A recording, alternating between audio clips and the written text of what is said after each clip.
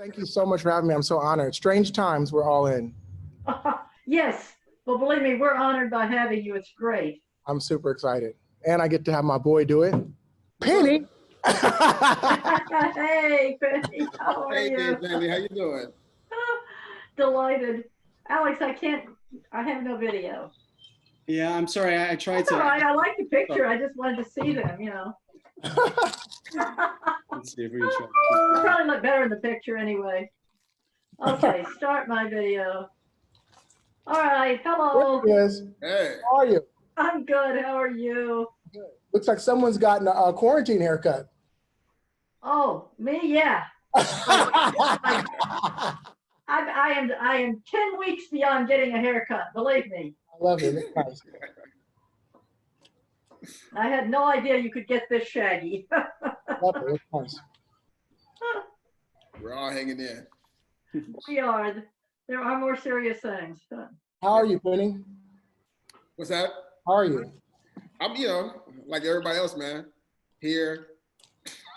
I heard you guys have a room. You guys have a room going, right? Yeah, we just started last week, man.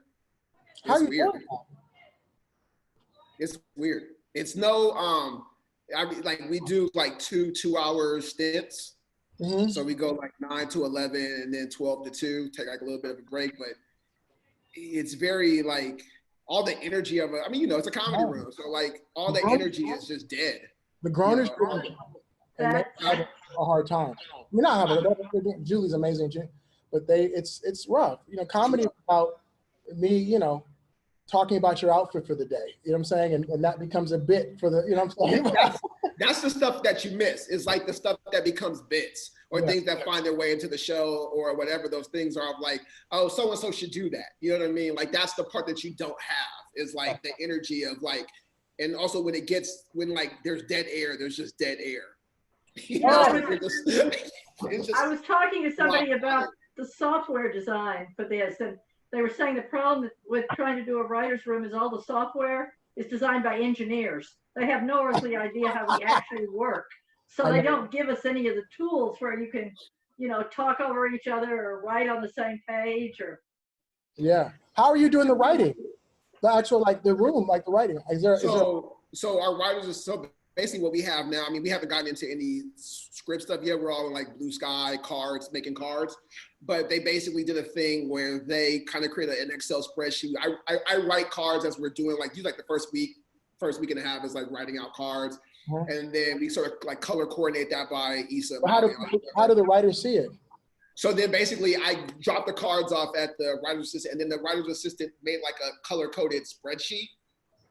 And then we start like today was the first day when we started moving the cards around. They're like, okay, this feels like a beginning of the season story. Are you digitally moving them around, or do people have to move them around on their own? No, the writer's assistant, so we can so they can present. And so the writers can see as like how we are on Zoom.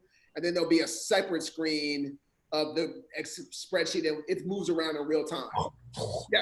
Yeah. I want like a splatter that like covers 3/4 of the ceiling and some wall. Yeah. I could no. I would rather get everyone that I'm gonna write with tested and just have that room, like, trust and like have that 3 or 4 people, and I'd just rather write the season myself. Like it's not fun. So guys, let me interrupt you for a second. Sorry. Huh? We should do this with a bit of an introduction, which is now going to be a little bit anticlimactic, and I don't want to interrupt the flow, but I did want to just quickly take a second to welcome everyone that's watching and announce this.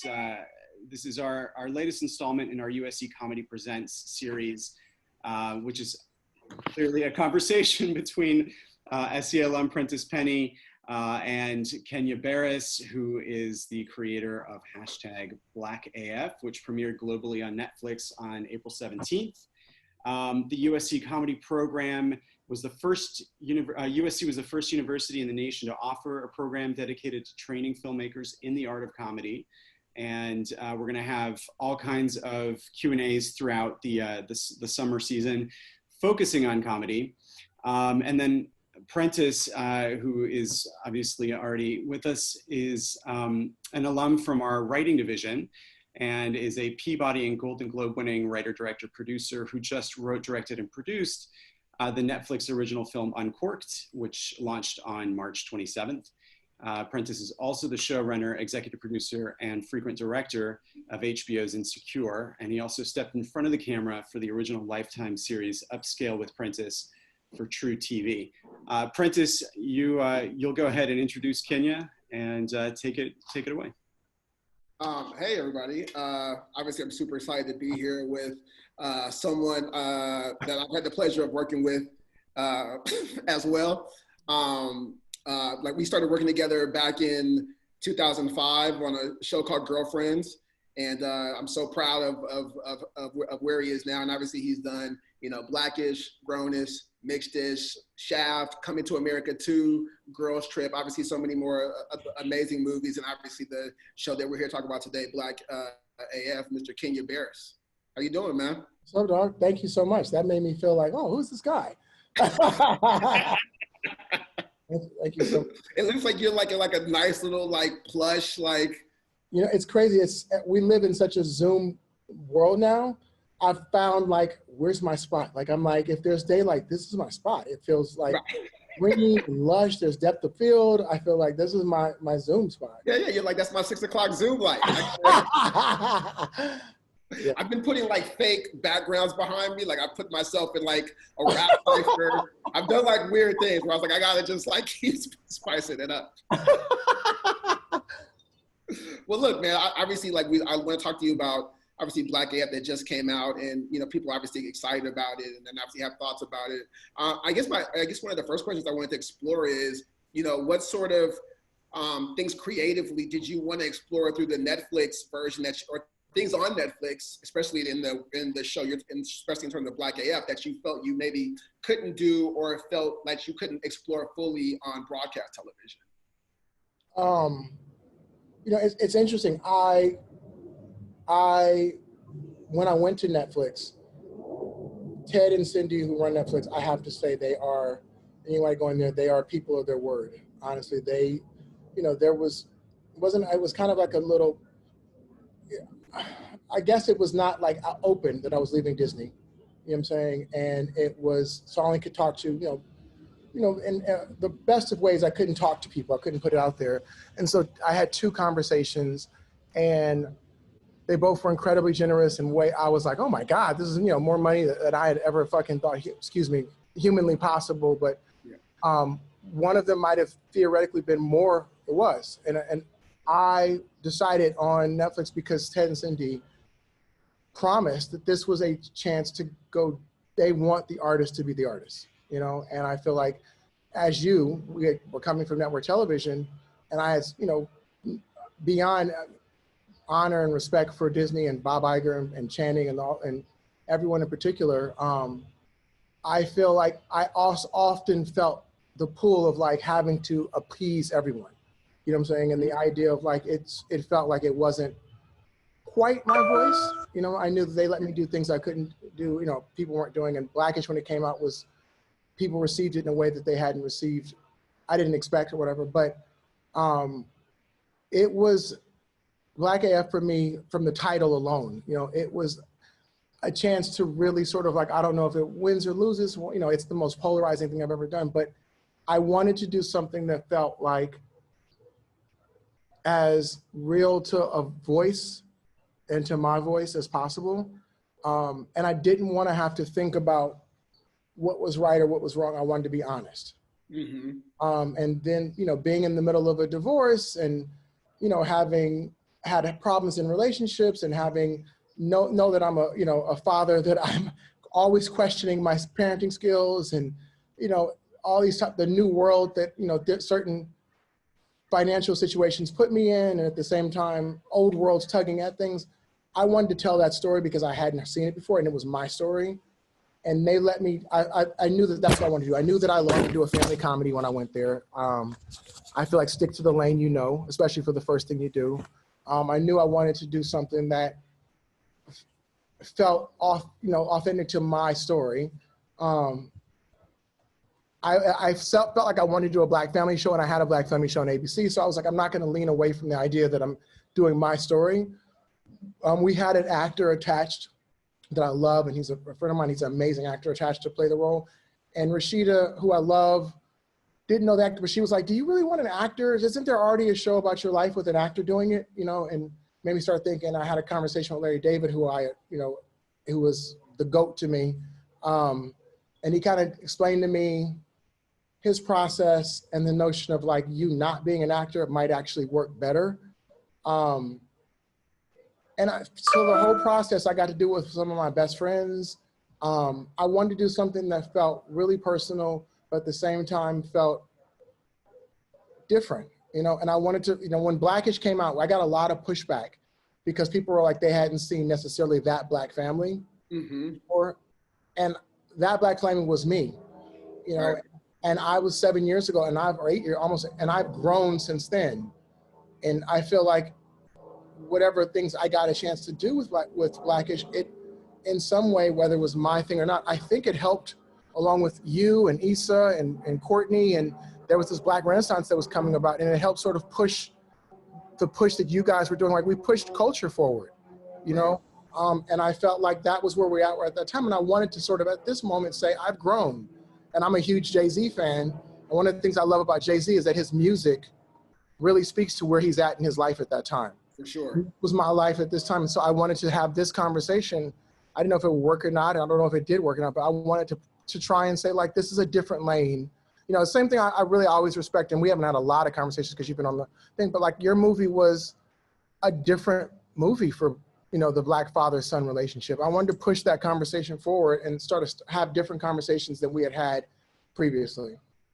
That's a great question, because I think that's a great answer, because I'm curious like to ask this next question then, because like when you were mentioning the Cosby thing, like I think about when we watched Cosby, right? We were seeing imagery that like we hadn't seen before. Like I had never seen a Black show that was like talking about HBCUs, right? I had never seen a Black show that was like talking about like Negro League Baseball or Lena Horne or like old Black, it just things that they jazz and things like that. And like it didn't, every episode didn't end in like a happy note. Sometimes they just go out on like Cliff and Claire dancing. You know, it was a very different kind of imagery, certainly of what you were seeing in typical, you know, quote unquote Black sitcoms. So and my kids who watch your show, they talk about your show the same way I used to talk about Cosby, right? Because it's like they're seeing a family that kind of looks like our family, right? Where you're kind of doing well. It's like, you know, like they see a dad in Jordans, and I have Jordan. You know, they're seeing, again, a lot of similarities like in themselves. And so I'm curious, how are you different? How is Kenya different from the Blackish version of your life that existed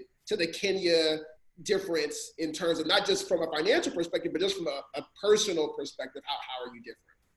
Well, I feel like Anthony Anderson, who, you know, I'm just literally picking up breadcrumbs because he's a real actor, you know what I'm saying, in terms of what he did for Dre. But like that version was the idealized version of what I wish I could be as a father. You know what I'm saying? Really? Yes, that was the version of like, kind of like you and me both, like the idea of like, he got to look at like being a success and like that version of like, you realize like you're able to provide for your family and be this. And that was the idealized ABC version of what I wanted to be in the best sense of what I could be as a father. I think the idea of what Black AF was closer to what I've become as a father, which often I'm looking at as a failure, because I feel like I'm not the greatest example, but at the same time, I'm also really close. You know, I have some really close relationships with my kids, and some, you know, I think that is, there's a scene in Black AF where I tell my, someone, the way I talk to them, I call my kid a dickhead, you know what I'm saying? And I'm like, you know, whatever, dickhead. And someone was like, you can't, and she calls me a dick or whatever. And someone wrote in Twitter, you can't talk to your father like that, you know what I'm saying, in Black households. And someone wrote back, you can talk to your father like that if you know him.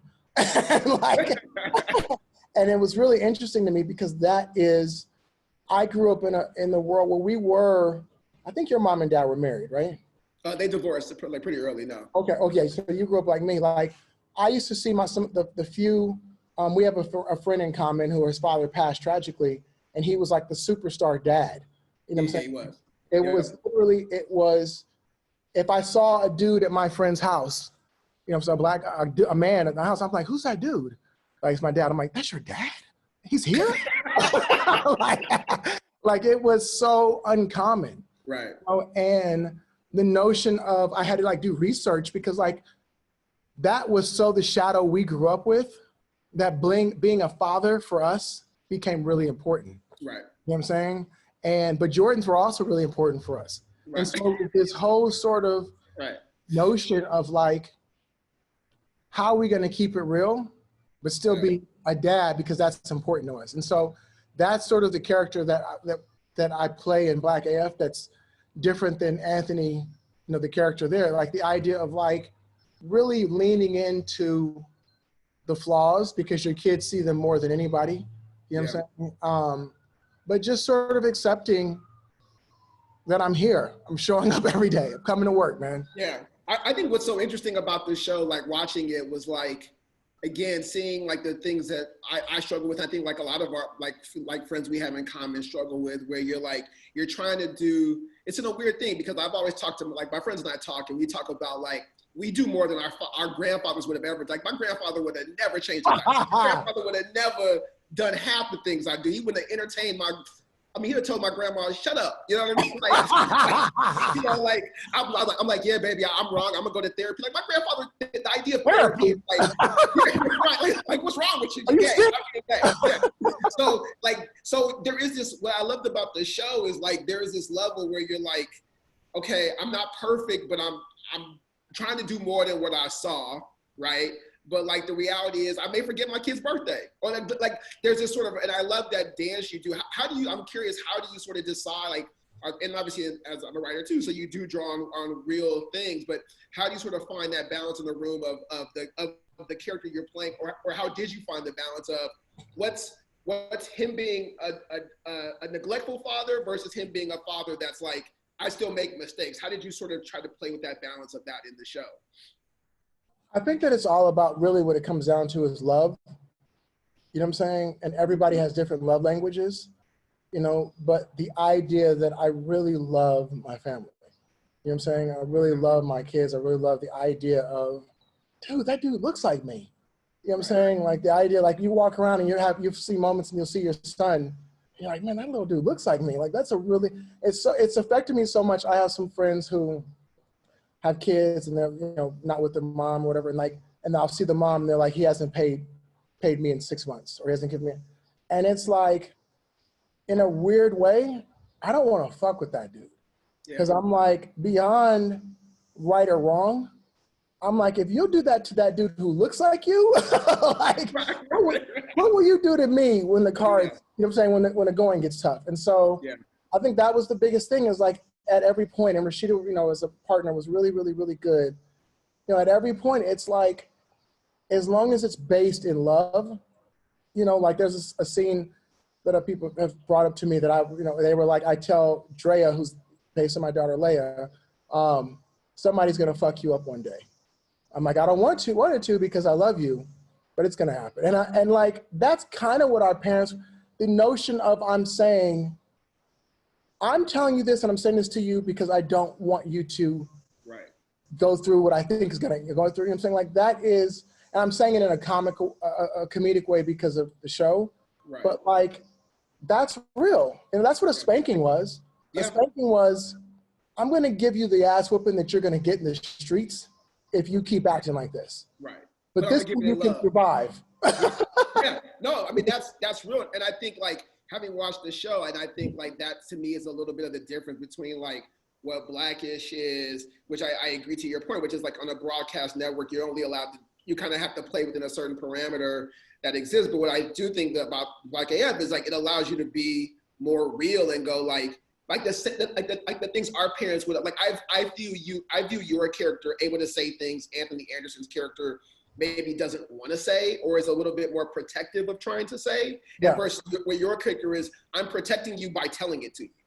Yeah. Did you sort of want to, how much did you want to make sure you differentiated the Anthony Anderson you in the room? And like, were there ever moments where you're like, this feels too close to that? And then like, what were ways you would do to like break that?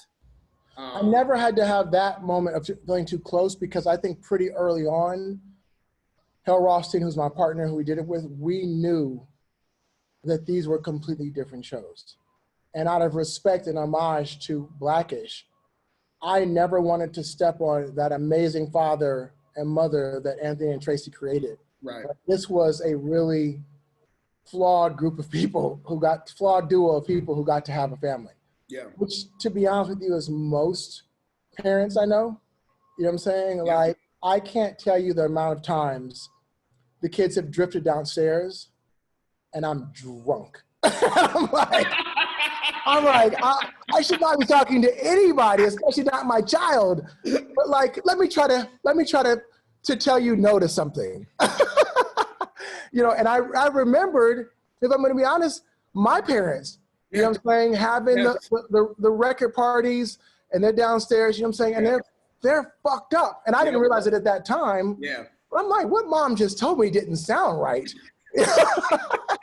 So it was the version of like, how do you sort of go and tell that story? You know what I'm saying? That you don't have to worry about, you know, Tide or State Farm, you know what I'm saying, weighing in on. You know what I'm saying? So I think that's what's great about it too, is like it also debunks. I think like the beauty of that is like it allows Black people to certainly, and in your case, certainly a Black father, to like not feel like he has to have all the answers all the time, right? Or like have because like in some way Cosby was breaking ground, but also in some way it becomes like a character, like the Black father has a sort of wise or clever way of like getting his kids to see the world, and you're like, nah, he's just a dude, you know. I mean, that's what's ironic about the Cosby scenario. It's like, oh no, he was just like every other dude. Like if he had just been the Black AF kid, it probably would have worked out better. Which he apparently really was, and beyond. Like that's what's so interesting about that, you know, like, and to that point about the things you discussed, like I'm curious, like obviously, like, you know, one of the good things, one of the funny things I think is like everything tethers back to, in your episode titles of like everything tethers back to slavery. And so it's such a fun way to do that. I'm curious, like from a writer's perspective, like in the episodes like you guys did this year, how did you sort of settle on the episodes you decided to settle on? A lot of them were sort of conversations, you know what I'm saying, as I'm sure you guys do, you know what I'm saying, like what sparks the most conversation? You know what I'm saying? If it's something that everyone can agree upon, it probably is not something we should talk about. You know what I'm saying? Because that's not what viewers sit down. If I'm watching a show and what I'm watching, I can tell you the beats of what's happening, that's probably not a great show. Right. It has to feel like something that like, I'm really into making sure that there is a opposing point of view.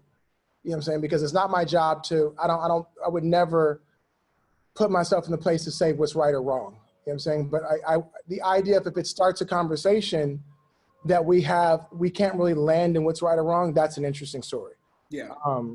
You know, and I feel like it is, you know, it's crazy because, you know, we share our publicist, and like, you know, we were talking about your amazing movie, and like the notion that Black father-son relationship, you can't really talk about, it hasn't been seen a lot, you know, and like, why? You know what I'm saying? Why do we keep having to be in a situation where we are repeating? And that's some of the criticism that I got on Twitter, and I wanted to so badly like respond back, but you just know that's adding on. The idea, like, you know, Charlemagne, who I really respect and I think is funny and a great, you know, but he was like, I don't fuck with the show, it's whack. I don't know any Black people like that, but I know we're not monolithic. And I'm like, Charlemagne, do you know what monolithic means? You know what I'm saying? Like, I'm like, this is my family. So you can, the notion that I think, the idea that we have to, because there's so few of us, we have to walk a lane that people feel is familiar. Yeah. And that's scary, because if it's familiar, then there's no forward progress, you know? And I feel like that is, you know, so, but at the same time, you don't want to just be like exploitive or someone who's just looking for controversy. You know what I'm saying? Like, you know, I feel like I want to do it, and not just like I'm leaning into it, but I feel like I want to be honest. And so like that, there's a fine line, you know, and I don't know exactly what it is, but it feels right when you start, you know. I thought you brought up a great point. I've heard you say this personally, and you obviously say it in the show, which is like this idea that like Black people can't be critical of other Black art. Mm-hmm. Like this idea that like we can't ever like say that's mediocre, because like one, there's this fear that if I say that's mediocre, either I'm hating, or B, they won't make more of it. And like, we should be able to be free to critique each other's art without this sort of fear of backlash. Like, I'm curious, like, how has that been to be on? It feels like that's a point of view you obviously share, and I sort of agree too. But it is a weird thing that you also don't want to do at the same time. But I don't feel like other white artists have to worry about those types of things. No, it's interesting because I talked about my comparisons are Adam Sandler and Tyler Perry, right? Yeah. Like them both. You know, I think that people, Tyler has become like a brother and a mentor and a friend to me. There are things that Tyler does I like, things Tyler has done that I like, and things that I don't. But my mom, my aunt, her friends, they don't go just because it's Tyler Perry. They 100%, like, they receive and accept, you know what I'm saying? And some of my younger cousins, like, accept, and they like the message.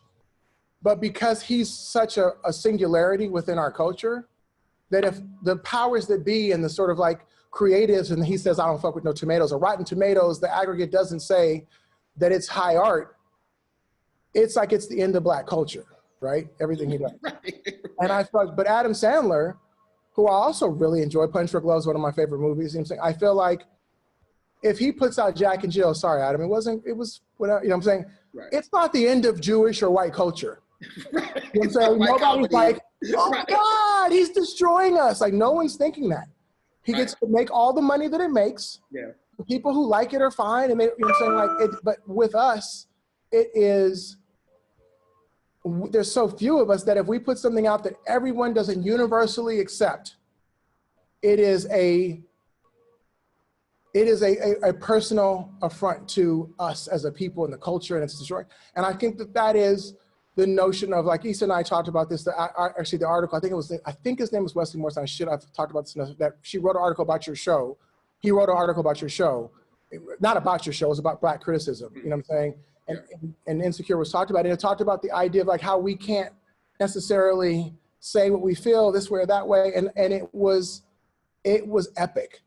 You know what I'm saying? And I feel like it was, you know, for me, like I said, this is the most polarizing thing I've ever done.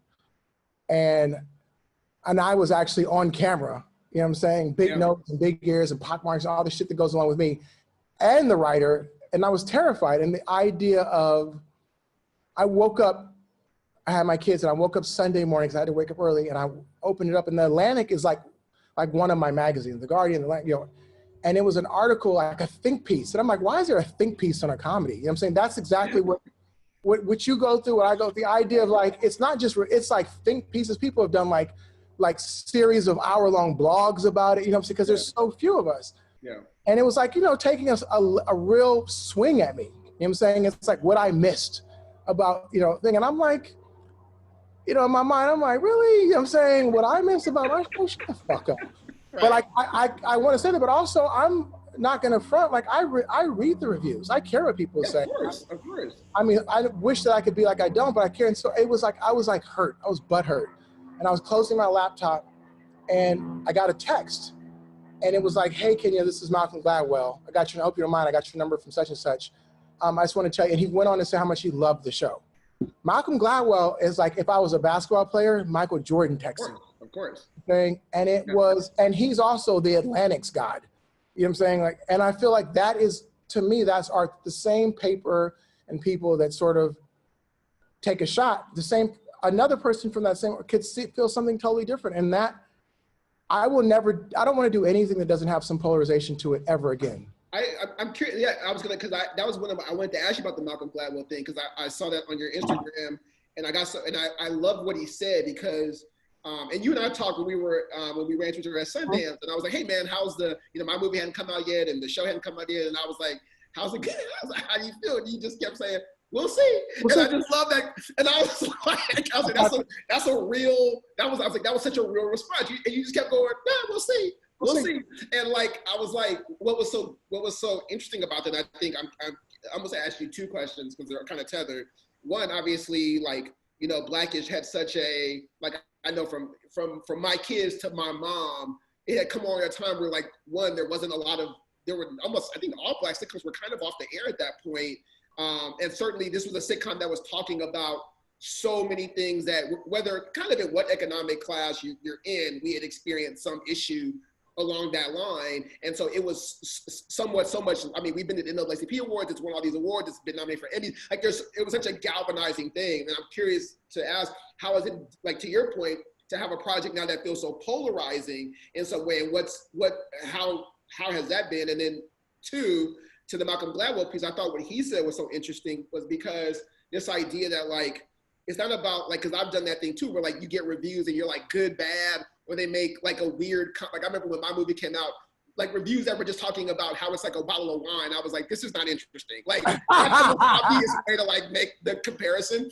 But I was like, I was reading reviews and see like, well, are they getting what I'm intending, or what is their review actually saying? And I thought Malcolm's point about, yeah, but is it interesting, right? Like good, bad, who cares? Like, so, and I thought what he was saying, so I'd love to, if you could answer the first one or whichever order you'd like to answer them. Well, I feel like it's really interesting, the polarizing nature of it, you know what I'm saying, and the idea of, I really accept and honor, you know, in terms of like, I honor the criticism. You know what I'm saying? I really do. The fact that I honor that someone takes time enough to like want to have a critique of it, good or bad. I think that we are still at the place culturally where we're making some, you know, some strides, but we can criticize and critique without tearing down, and we're not there. We can't tear. I don't think that we are at the place we can tear down yet, because what people don't understand is whether you love it or hate it, be critical about it. You have a reason for your criticism. Talk about it, you know what I'm saying, honestly. Don't destroy it, because what you don't understand is you want that show to work. Because if that show works, it's a better chance for your show, which is going to be better than mine, to get an opportunity to work. You know, and I think that that's the thing that we as a culture haven't quite latched onto yet. It's important to be critical and have criticism and express that. But like, tearing down is something else. You know what I'm saying? I'm a big fan of, and I learned this early on, be willing to be a person who's willing to exit a conversation differently than you enter it. You know? And if you have a conversation with someone and you have a point of view, don't have your points so rigid that you are not able to change when you hear someone who you respect, who's knowledgeable, who's passionate, that you're not able to let it affect you in such a way that it might change your point of view. That is a really, really, really important thing of like criticism. You know what I'm saying? Like being able to hear something like, I never thought of it that way. And that, you know, I feel like someone may form an opinion. People were talking about colorism on my show. And I understand that colorism is very real. I understand that. But the idea that some people formed opinions. Someone was like, I'm not going to watch it because he's a colorist. I saw a joke someone put when Drake put his kid up. They were like, is it me, or does Drake's kid look like it might have been produced by Kenya Barris? And I was like, I wrote her back. I was like, well played. Good job. I mean, I accept I love a good joke, and I get it. But the notion, it's the living definition of ignorance, of having an opinion, form an opinion before you really have information to affect your opinion. Yeah. You know, I feel like we can be critical and have criticism, but we have to sort of be open to having our opinion be swayed, or keeping to our opinion, but making it sort of informed enough that we can have an open discussion about it. And that's art. If you walk out of a museum, you're not going to like everything you've seen. You know what I'm saying? But that's the place of showcasing art. You know what I'm saying? A movie you walk out of and I'm like, yo, let's go get something to eat. And we don't talk about the movie. That's a failed movie.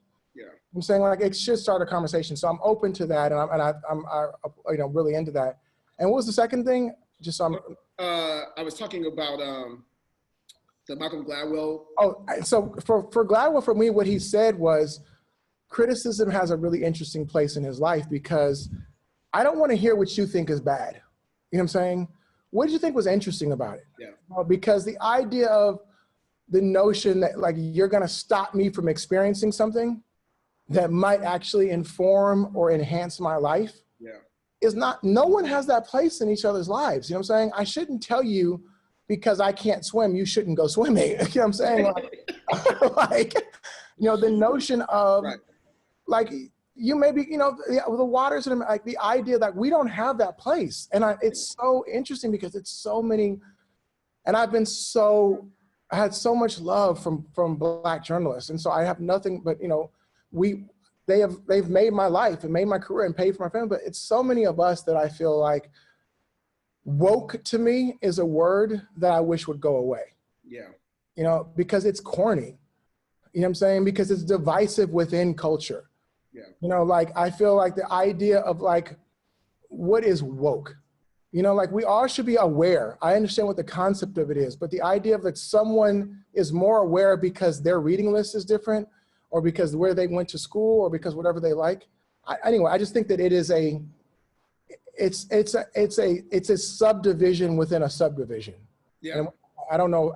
It's lame to me. No, it's that thing too, where it's like, oh, because it has Black people in it, it must appeal to all Black people.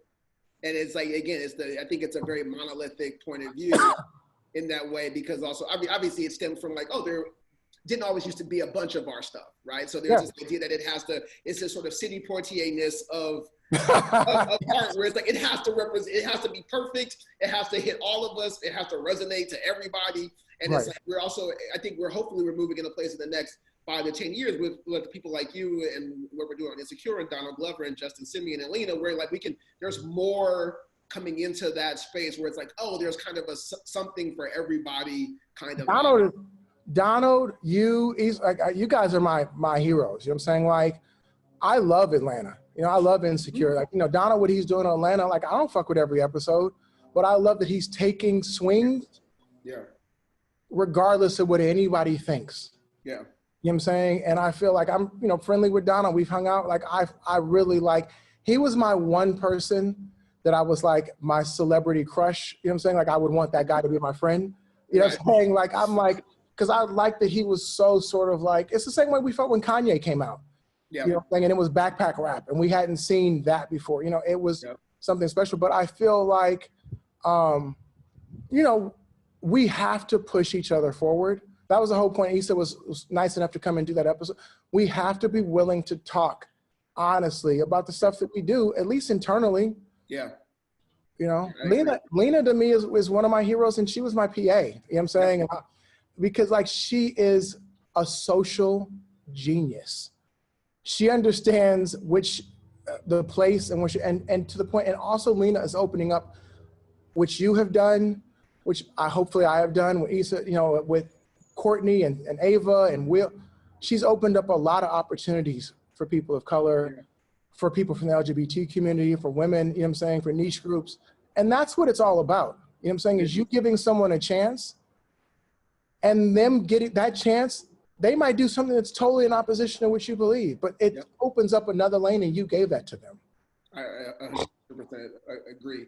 In one of the episodes, I wanted to ask you about this, and I thought this was I actually forgot that you changed numbers, and so I texted somebody else my thought about an episode, and they were like, "This is not Kenya," and then I realized, like, oh, I forgot you changed numbers, but I had put it in my. It's a poor white lady. It's an older white lady who has my old number, and she speaks to me as if she knows. It's like, "Hi," I call her. I'm like, she's like, "Hi, Kenya." I'm like, "Hey," I was like, "Sweetie, I'll pay for you to change your number, and I'll give you, like, you know, for wherever," because people it's so funny. Anyway, go ahead. No, so I was watching that Tyler Perry part, and I was a few whiskeys in, but I was like, I was literally watching it, texting you, and she finally was like, "This is not Katie." I was like, that Tyler Perry scene was so real. When you're talking about the level of like trying to be accepted at their level of like qualify and art and like in terms of like recognition, and Tyler's response I thought was so brilliant. Yeah. And so I'm curious, I would love for you to kind of share the evolution of that scene, and how much of that was improv, how much of that was figured out ahead of time. But I just thought everything you guys said in that scene was just so like, I needed to hear it personally for me, because there is that thing where you're like, I want to matter, and who do I need, but also asking myself, who do I need to matter to, and why does that need to qualify me? So I'd love to hear you talk about that scene. Well, so I flew to New York. We shot that at the Mandarin. So the text or the context of the scene was scripted, right? Because I had conversations with Tyler. I knew where he's coming from. We were friends. You know what I'm saying? I knew his idea. But what was said, Tyler's a performer and he's a genius. You know what I'm saying? Like, that was Tyler. You know what I'm saying? I've never seen him be that real. You know what I'm saying? It felt like I was like one of those, like I got one of those interviews that you're like, I got the interview. You know what I'm saying? Like, he's admitting, you know what I'm saying? Like, he's Durst is admitting that he killed the people. You know what I'm saying? Like, you feel like I got. Keep letting them talk. Keep letting them talk. But it was, the context of it was there. But it was him being. He doesn't get seen like that. You know what I'm saying? And it was him being honest, and that was all him, and that's who he is. But I feel like he is. I did Fat Joe the other day, and they were like, "Who's your Mount Rushmore directors?" I told them my name was Tyler Perry, and I was like, Tyler Perry has his own mountain in my mind, and I'm like, I've said the slick shit about this or that or whatever before I knew. And Tyler told me the story about Medea, right? Uh-huh. He was homeless and he had taken all his money and he was living with friends to do the play, and the person who was supposed to play Medea in his play didn't show up, and he was like, I can do it, and he did it, and it was like, it's like, before you start have context. Right. Context is king. Yeah. You can't come into a conversation halfway in. My mom used to have a statement, you're all in the toilet and you don't know shit. The idea of like but like what he was saying, it affected me beyond that scene, beyond seeing it back, edited and seeing it back, when I saw it after it came on Netflix, it was powerful because then what we have to do, if you're from a niche group, LGBTQ, a woman, Black, Latinx, which is Latinx. I have to say that now. You know what I'm saying? But like, Latin, Asian, like whatever in America, if you're not part of these power structure, the mainstream power structure, what you have to do to move your group forward is you have to be first to market. You know what I'm saying? And someone told me that recently, that terminology, and I was like, oh, that's really interesting. You have to be first to market, and you have to sort of like.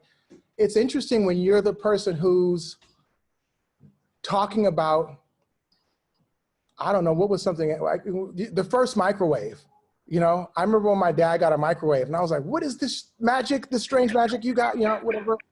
But like when you're the first person sort of, even though everyone's talking about it, like when you're saying something out loud, I said something on Blackish at an episode that I wrote that I talked about that, historic march or walk, the wave walk that they didn't want him to do, that Barack and Michelle did when they got out the car. Mm-hmm. And that episode and that sort of, I remember that path, that journey of Blackish really, really, really clear, like seeing my life sort of change as you have seen it with your own things, like in real life. I saw when I did the nod, the people remembered that, like, that episode. They remember like people saying like, oh yeah, we do nod to each other and say what's up.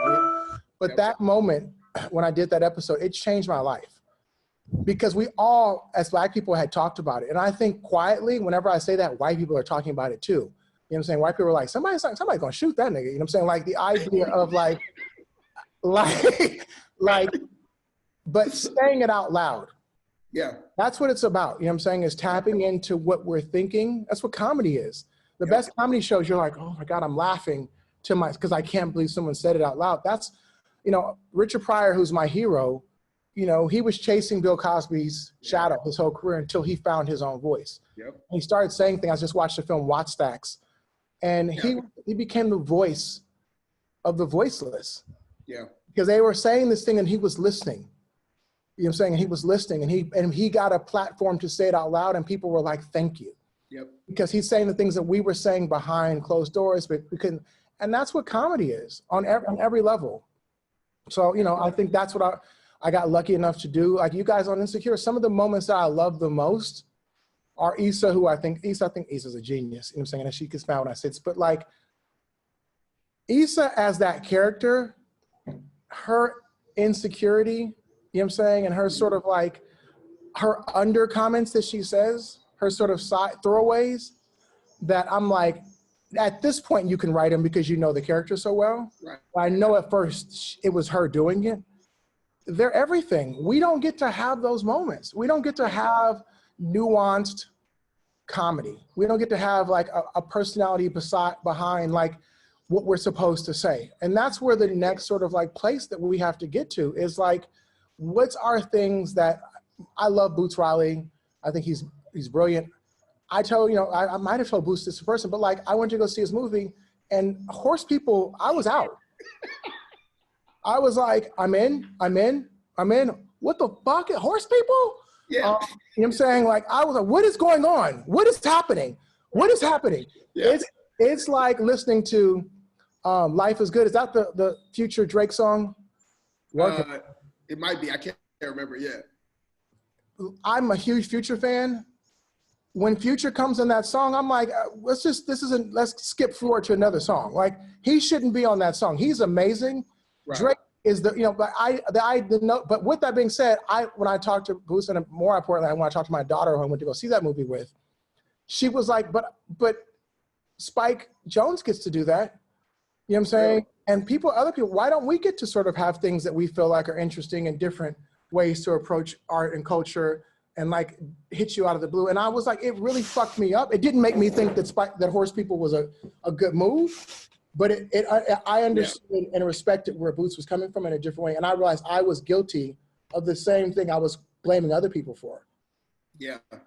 And I think to that point, it's like, it's a thing. It's like, it might just not be for me, or it might just not, maybe I'm past that point, or I don't quite get it, or I'm not of that thing. Like it's okay to like say, like you said, it's okay to say like, it's not for me. It's okay to say, yeah. Movie was successful. Horse People? What the fuck are you talking about, dude? No, I know. I was in on the movie too, and I was like, wait, I thought I missed something. I was like, I don't understand what's going on. That's great.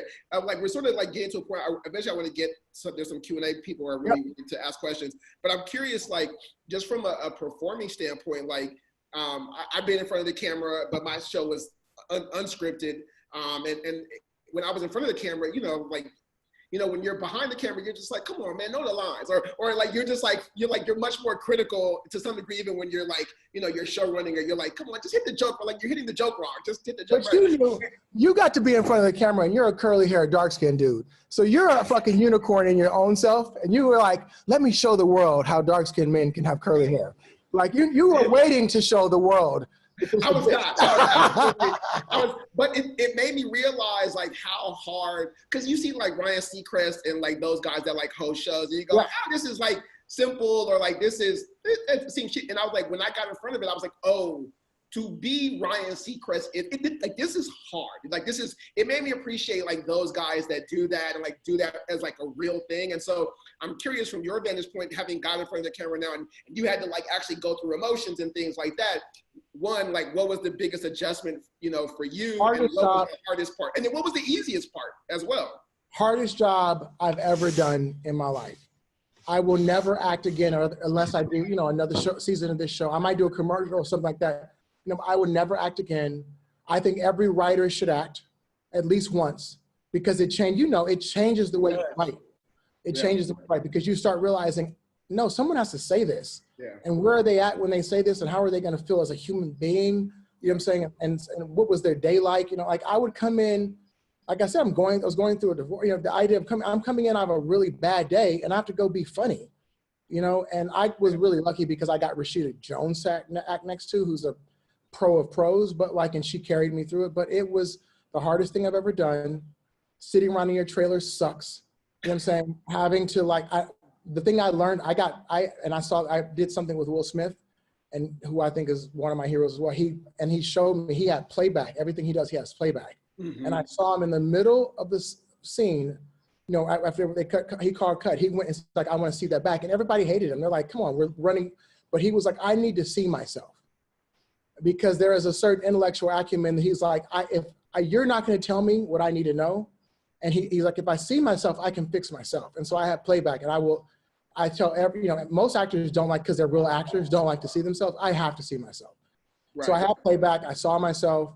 I saw myself suck all the way through, but get better, a little bit better each episode. Yeah. It was the hardest job, and I already did have ultimate respect for actors, but they are special people. The people who do that, it's the reason casting is everything. You know what I'm saying? And my cast I had the best. The kids were amazing. Iman, Janaea, they were, as the older kids, like Justin, Ravi, Scarlett, like, I feel like and the little kids, Richard, who played my youngest son, he's going to cure cancer. Like, that kid is a genius coming up. And, everybody was amazing. So it's the hardest job they have the hardest job going. They deserve every penny we pay them. You know what I'm saying? It was so, and also the idea of like, it's quarantine, so I'm probably going to escape the notion of people recognizing me, because we'll be in the thing. But I've had a couple moments and people are staring at me, And I'm like, yo, what the fuck is this nigga staring at, dog? Right. I'm like, I'm from English. I'm like, yo, what's up, man? Right. He was like, yo, I like the show. I'm like, oh, thank you so much. That's right. I'm on a television show. Thank you so much. Thank you. So sweet. I appreciate it. But in my mind, I'm like, you know, I'm ready to go because I'm like, why is this? So like their life, the way it's impacted and what they have to live with it's crazy, and they have to live that life, you know. Yeah. So is there a moment as you were going along, because obviously like the more you do anything, like the more hours you get. What was there a moment, or what was the moment where you're like, I get it now, but a moment that you said either I'm comfortable doing, I'm finding my comfort with, like, was there a scene or a moment where things started to start feeling like you were kind of falling more into place? The hardest scene for me was the scene. There's a scene, I don't know what episode it is. I think it's 5 or 6. I don't know. But Rashida and I are arguing about me not liking her not working and her like not, and like we have an extra long, real argument between us just standing. And Daniel Caesar's playing, and in editing, I could have cut it down a lot, and I didn't because I like the uncomfortable sort of moments. And it's like a real argument between you and your wife. It's like a real, so we're saying things that are like snide without hollering, and like it was the moment I realized this was the hardest scene I've ever, in the whole series for me, that was the hardest scene. The only time I felt like I started getting my footing was the 7 and 8, which we kind of shot as one episode. We went to Fiji finale. Yeah. At that point, I knew we were on the home stretch. I'm in Fiji, you know what I'm saying? I'm super happy, and I'm having that moment where I'm just thankful to God and thankful to everyone who's allowed me to do this. And I had fun. Right. And so that episode, the moment where the last scene of the show we shot it was a dinner scene, and I'm telling you, I'm doing a toast. And I look at it and I'm like, if I could be that actor the whole time, I'm like, that guy actually might be something.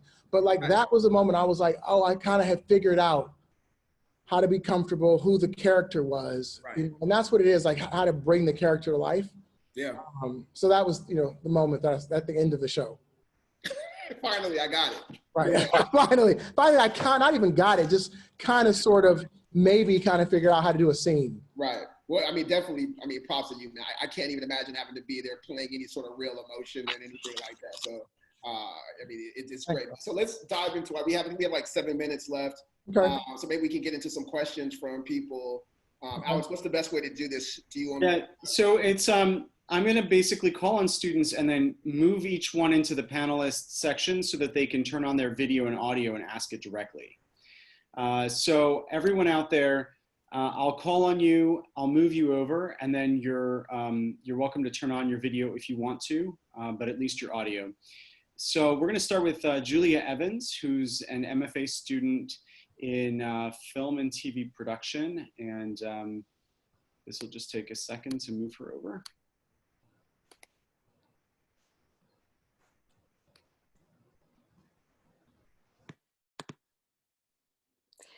All right. Thank you so much for being a part of this. And yeah, I just want to ask about essentially like writer's room questions. So I think it's interesting. You talked about Donald Glover and how he just, you know, swings and he just kind of goes for anything. How much are you thinking about audience especially when you're writing a show like #BlackAF, versus like, so how much are you thinking about your audience versus how much are you thinking about story and laughs and just essentially your voice? Like you talked about at the very top of the conversation, how this is like your authentic voice. Are you thinking about audience at all? And then I wanted to say that was a really good Drake and Future reference. just turn the song off. No, like I love Future. I love Future. I love Future. It did not work. I'm like, what are you doing, dog? Like, this, just turn the song off. Just do a different song. It's Drake's song, you know? It is. I've never seen someone get murdered that bad. Like, that's like, it's always such a good collaboration. Anyway, but yeah, how much are you thinking about audience? Sorry, thanks. So, you know, and Prentice can speak to this as well. I think because we both almost at the same time leap from network to you know, whatever. I thought about it constantly on Blackish.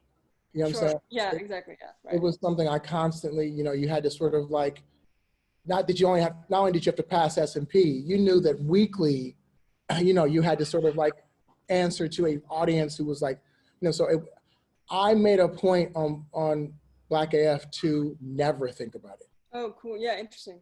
I literally, like, I didn't think about it till I was in editing, and I was like, I can't say that.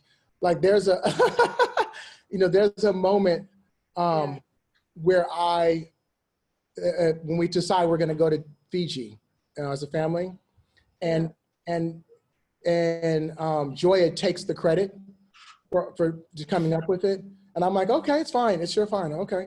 But you know, if the plane goes down in a ball of wreckage, you know what I'm saying, it's fine. And I, you know, Art, rest in peace, because he was, you know, someone who I was friendly with and also who I admired. Kobe had just passed. Yeah. And I was like, I can't make a plane crash joke. Right. And so that was like one of the moments, but it had happened later in editing, you know what I'm saying? But in general, I was like, I didn't think about it at all. I was like, everything balls to the walls, you know, and it was a very freeing moment. That's cool. I mean, you know, like I'm an MFA student, kind of learning.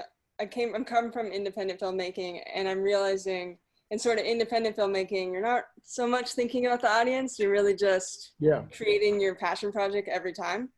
And now at USC, I'm like, oh, it's cool. It's kind of interesting to think about the audience, and I'm finding I'm doing that in editing. So it's really interesting for you to say that. So thank you for taking my question. Nice meeting you, Julia.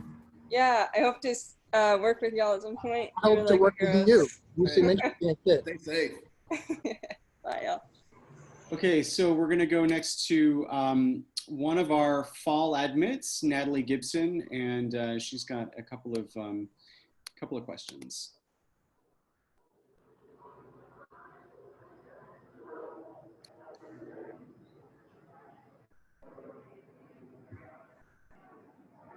Am I heard? Can you hear me? Yeah, we can hear you. I can hear you. Oh, hi. So I'm also a Black creator, except I'm in the animation department. Nice. And so it's interesting to see how Hollywood is changing right now. And so I've grown up with Blackish. I've watched it since the beginning, and I started watching Black AF, and I'm currently watching Grownish right now. And I've seen you cover a lot of topics, including colorism, and especially in Grownish with the dating with Black girls, how hard it is, et cetera, in a lot of terms. Is there anything you're afraid to cover, or you feel like you're not educated enough, or that you shouldn't touch? Or is there anything that you feel that you can't put yourself in? There's a million things I feel like I'm not educated enough to, you know what I'm saying? So I really will, anything that I would try to educate myself on something before I talk about it. But if I have an opinion on something, I try to sort of make my opinion, make sure it sounds like an opinion from the right character in the show having that opinion. I feel like the rule for me is just nothing malicious. You know, I think everything is on open, you know what I'm saying, as long as you're not coming from a malicious place. You know what I'm saying? I think everything, you know, if you're trying to be, I don't like malicious, mean people. That's, you know what I'm saying? I think if you're coming from a place and you have an honest opinion, you know, is that what you would say, for instance, in terms of like, 100%, just like taking shots is like, for what purpose? Yeah, like you know, there is a, as long as you're not malicious, I feel like everything should be open for discussion. That's art. You know what I'm saying? And I feel like if you can't separate the art from the artist, that's a problem, and you probably shouldn't ever visit a museum again, because if we're not going to do that, shut down the museums. But like, I want to start a conversation. If I'm not trying to take a shot, I took a shot at David Allen Greer in the show because he took a shot at me. So it was like, that's the rapper in me. You know what I'm saying? Like, I don't hate David Allen Greer, but I think, you know, like, yo, what's up, man? I love a Kenya Barris, David Allen Greer beef. Yeah, we have a beef. You know what I'm saying? That's the beef I can handle. I can handle a dag beef. But no, I think as long as you're not being malicious, that's the whole point. And you know, you guys have probably the best dean of a school in the world in Dean Daly. And I think, you know, people that I've taught, from Ryan Coogler to, you know, when I was friends with John, you know, when John Singleton was passed, you know, like the idea of the freedom of expression, and the people, you guys are all hand chosen. And the people that she puts into that school, it's the most diverse school. I say this without any facts, but I'm pretty sure, you know, in Dean Daly it is. It's the most diverse school at USC and maybe in the world. she's trying to put together, and you are a part of a very exclusive collective of people who are thought leaders, you know, and so be a leader of thought. Like say your opinion, but just don't be mean. Yeah. Yeah. Thank you. Okay, we're gonna go out to Luke Harris, also a fall admit. Fall admit. No one knows what that is, Alex. You're just saying it like it's a thing. It's our incoming student class in the fall. Yeah. What up, Luke? What up, Hey, Luke? I gotta say, I like the Drake verse a little bit. I love the Drake verse. You like the future What verse? about the future verse? Oh, the future. Ooh. Ooh. Yeah. It's not bad. It's not bad. It's not Come on, bad. man. Tell me one line from the future verse. Yep. Exactly. Anyway. All admit. All right. So my question is it more important for you to make things that are more like appealing to a wider audience or reaching more people, or more of like focused message that's maybe appealing to like this more specific community, and make that point like as like specific and the best you can, if that makes sense? I'm not gonna front. I want people to watch my shit. You know what I'm saying? I know that some people are like, you know, I have an independent filmmaker's spirit, but I'm a populist. You know what I'm saying? I want people to like my shit. And I really feel like the more people that embrace what we're doing, the further we can push the conversation. And so I think the idea of I want the broadest possible audience without feeling like I'm selling out. You know what I'm saying? And I feel like, so that it is important for me. I really feel like, you know, Spike Lee to me who's one of my heroes, you know, creatively. I saw Do the Right Thing, and I had never seen a black dude be that black, but do it at such a high level of just artistic, you know, integrity that it appealed to everybody. And I was like, that's what I want. You know what I'm saying? I want to be able to have a really real voice, but do it at such a high level that it is for everyone. You know what I'm saying? So that's. And I think to piggyback that, but I think what's interesting too, Key, and I think you might be selling yourself a little short on this, is that sometimes the more specific you are, if that's your intention, the more universal it becomes, because you're being so specific about the truth you're trying to tell. So I think like on the surface, I think if you saw a show like Blackish, if you're like this white guy, you may think like, oh, that has nothing to do with me. Right, but we can all relate to like, yes, there are things about the show that are specifically about people of color, and I think same with Insecure, where you're like, oh, there are specific issues that the character is dealing with. But again, with Anthony Anderson's character, you can all relate to like a father who's like trying to find a balance of like what I was that made me and what is now that. Like that's universal. I think whether if you were white, because it also speaks to like a mentality of like tougher, like Larry Fishburne's character, which is like a very tough kind of old school dad. And I think those are things we're all wrestling with, like who my dad was versus who I'm trying to be. Those are things that are like, but he's being specific. I think with Insecure too, like we can all relate to having insecurities. Like it's just through Issa's lens that we're watching it through. But the more, so I think that the more specific you are, to Kenya's point, the more, in a lot of ways, you become more universal because you're just speaking truth, as opposed to like trying to, how do I aggregate the most people and then do a story around that? And I think that's what I think why Blackish hit so hard, is because he was doing both of those things. And you, like using Insecure, for example, the level that you present that show at is at the level any show is presented. You know what I'm saying? It's a high enough level of, you know, how you, it's perfect. You know what I'm saying? It's beautiful. You know what I'm saying? The idea of like, but it's specific to that voice. And I think that's the thing, like Spike was doing was doing movies that were, anyone who liked movies, you couldn't say that Spike didn't know how to make a movie. Right. Anyone who likes television shows, you can't say that Insecure isn't a well-produced show. You know what I'm saying? And so it allows you to then have a conversation that people aren't like, you know, the mouths weren't synced up to the sound. You know what I'm saying? Like, we had that with Blaxploitation, like we were just barely getting by and we weren't quite there yet. And so it kind of watered down the whole movement in some aspects because people didn't take it serious. But like the idea of like, let's make it, we're on the same level, and now I can talk about specifically what I want, and hopefully it's universal in how it appeals to everyone. And Luke, are you in my backyard?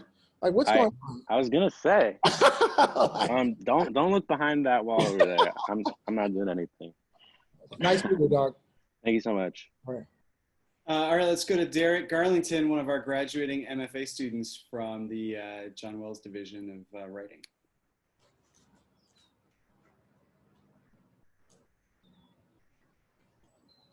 Hey, everybody, can you hear me? Hey, Derek. D. Garlington. D. Garlington, that's it. You got it.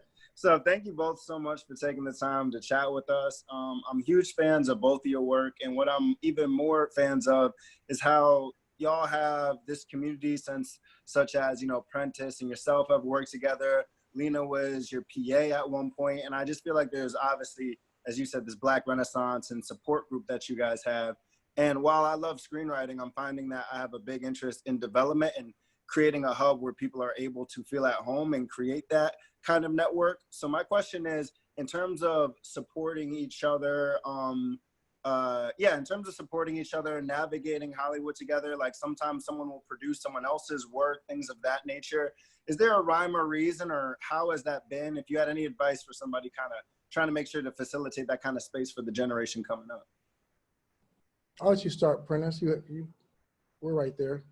I mean, we're both at the same spot now. You know what I'm saying? Like, yeah, I mean, I think that I think that's what I love is like what's happening. Like to me, like just to like give an example, like when I was trying to do Insecure to get on as the show, like Lena was like an assistant on Girlfriends, and so at that time, like I had been like Lena and I had also worked at. When I was on a show called Happy Ending, she was also on the Paramount lot at the same time. And so we have lunch and we just talked and we would just develop our own friendships as we were both coming up. And so when the opportunity to obviously do Insecure came up, like Lena knew Issa and I asked Lena, would you like talk to Issa for me? And she did, and she put in a word. So again, it wasn't a starting from scratch. I didn't know that. Huh? I didn't know that. Yeah, and then how that comes full circle is like, you know, we hired Melina to do the pilot. And then when like Lena was doing Master of None, she was like, can you talk to Melina about doing Thanksgiving episode? And I had this movie thing, and we were like, yeah, of course. And like, that's how that introduction happened, you know? And so to me, those are like the small examples of like how we all, you know, again, are trying to support each other and like, hey, I'm doing this thing, or hey, I'm doing that thing, you know? And I think like those are the ways that, because I think now the way things are changing is you're having more people of color as the creators of their own product and not it being created for us. And the next thing is like having, again, more gatekeepers that are able to say yes or no to those things. And obviously that's a level we still need to obviously succeed in. But the more I think that it has, Black AF has success or his movies have success and all around, that it makes us be like, because a lot of times I think too, like, and you know, there's two Kenyas, like sometimes it would be like you need a white upper person to like validate you. And I think hopefully the place we're getting to now is like, we don't need that. It's like we could go to each other and go, you know, Kenya and Will to do, Girls Trip together. It's like, oh, we don't have to have like a white intermediary to like come on and say like, oh, you're okay. And so at least I'm finding that is like becoming more of the norm. And I think I completely agree with, like, you know, Prentice and I have known each other roundabout since high school. You know what I'm saying? Like his best friends, like we were in Botillion and Cotillion together, and like, you know, our careers started around the same times and things like that. But I'm noticing like we were at a very interesting space because the place that we were,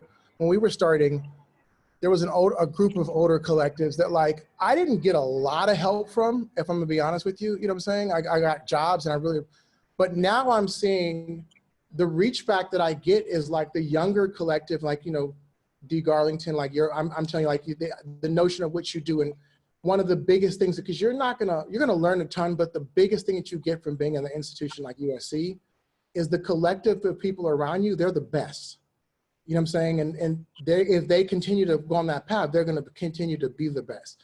Find your crew now, because I look back and I'm cool with Prentice. You know what I'm saying? I was talking to Prentice when he was doing this. I'm cool with Lena. I'm cool with, you know, Courtney Kemp, and I'm cool with, you know, Abe. Like, and I find that this collective, very much so in a heartwarming way, we reach out to each other.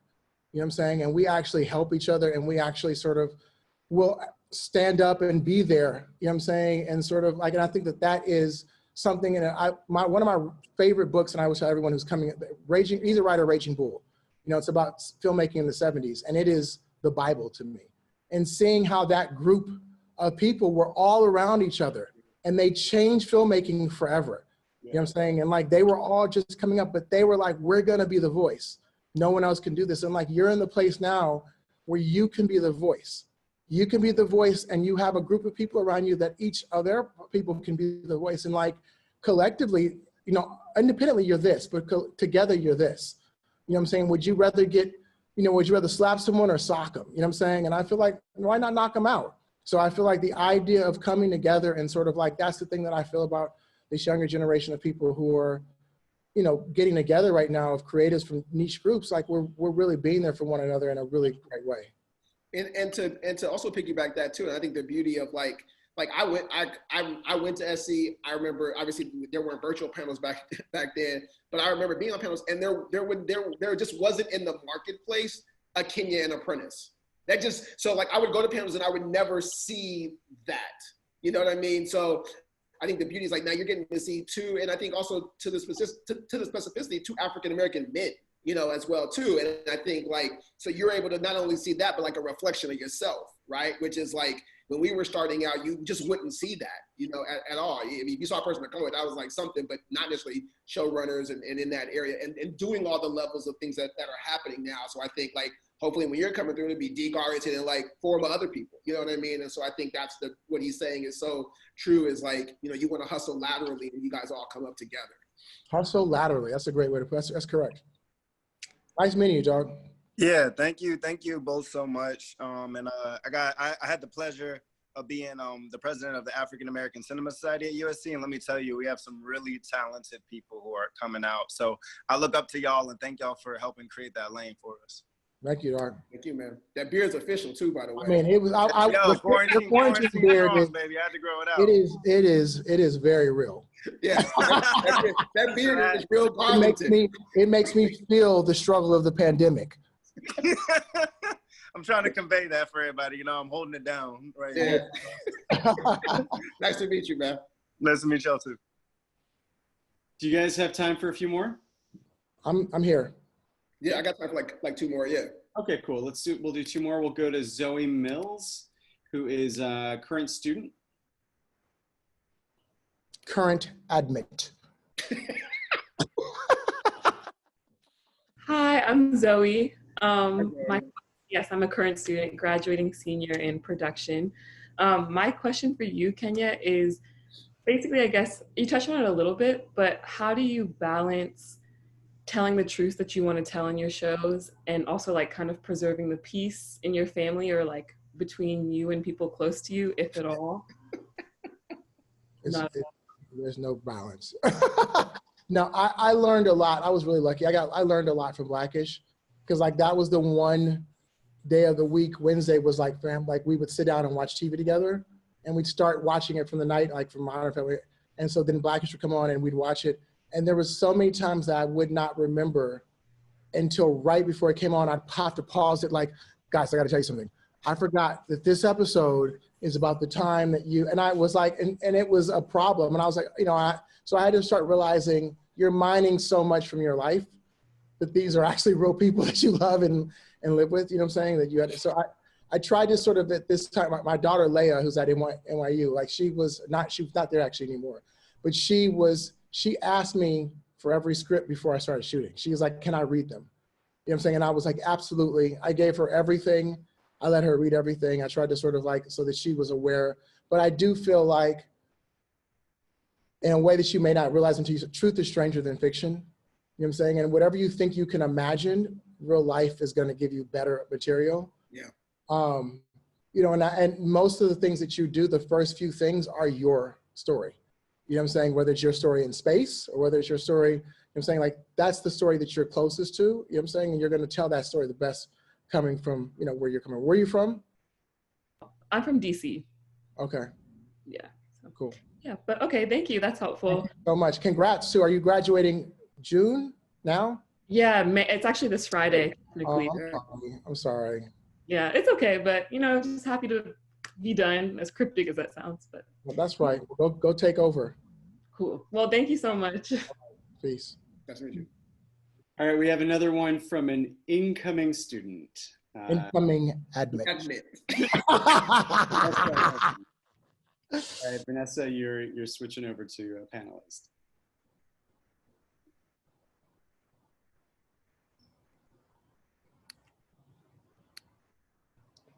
Can you hear us, Vanessa?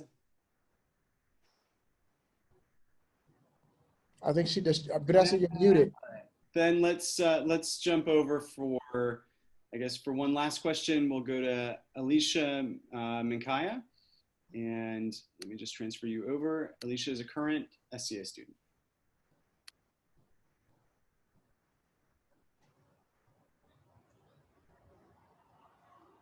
Can you hear me? Okay. Hey. Alicia. Hey, Alicia. Hello. I'm so honored. I admire you both so greatly. And I had the honor of shadowing Prentice on Insecure this What? season. Yeah. But I was just wondering, I mean, Kenya, you know everything. You're so you've done this, you're in it. But was there anything that that you didn't expect? Was there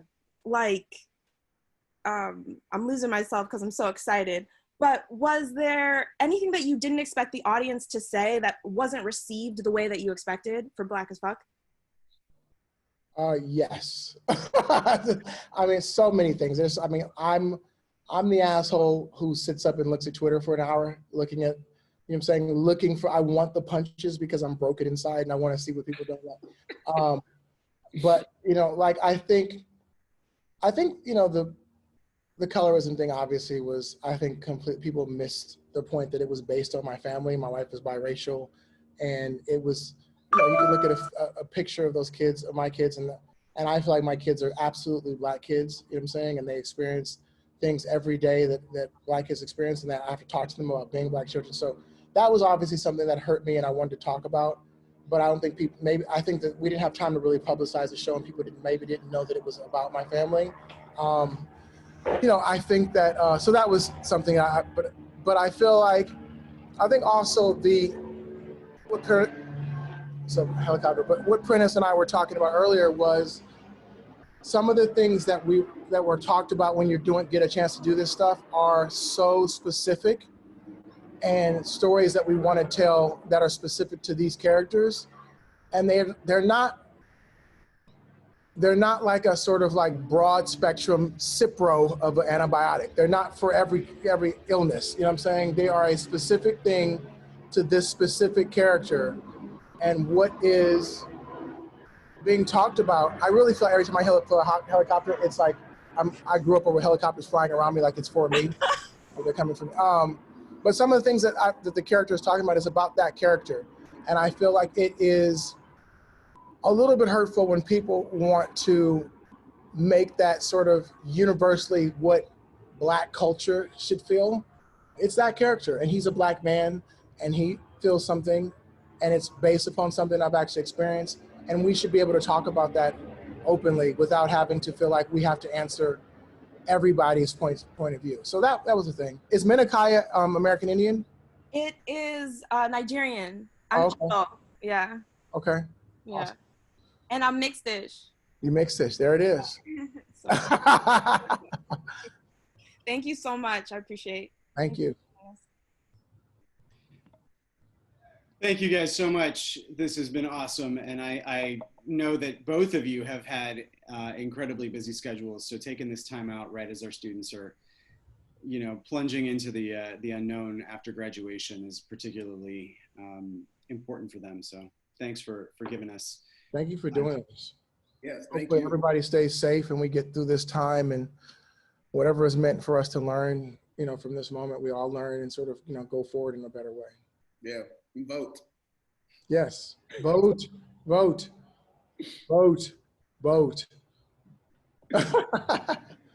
For anybody except Trump. Anyone. I don't care, anybody. Brewster's Millions. Yo, good to see you, man. You too, dog. Congrats, Sue, and everything. You too, man. You too, man. Stay safe out there. All right, dog. Bye, guys. Bye, guys. Good night, everyone.